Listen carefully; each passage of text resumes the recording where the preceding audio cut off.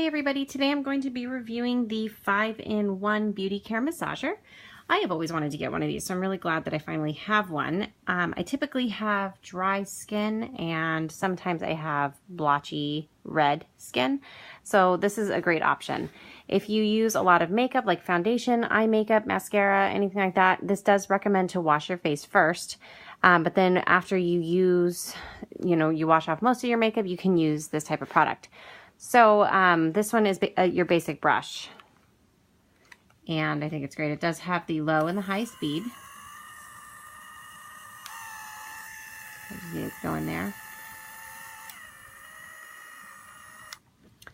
If you want to wash off your eye makeup or cheeks, so the sensitive skin, this type of sponge, it's really soft and foamy. Then there's this one, which is a little bit harder, and it's great for your eye makeup as well. This is great for the sensitive areas. This is good for just taking off makeup, and you could still use it on the rest of your face.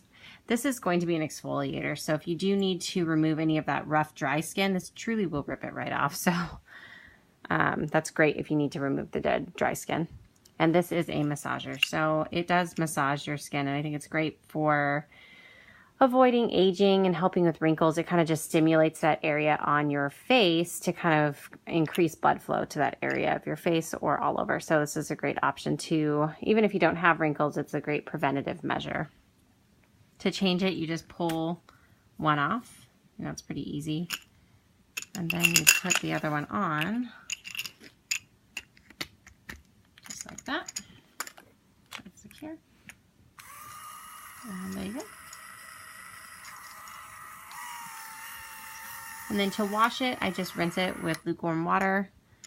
And a lot of times with my brushes, I actually use my own personal face wash that I would wash my normal face with. I would use it for my brushes because I know that it's not going to irritate my skin.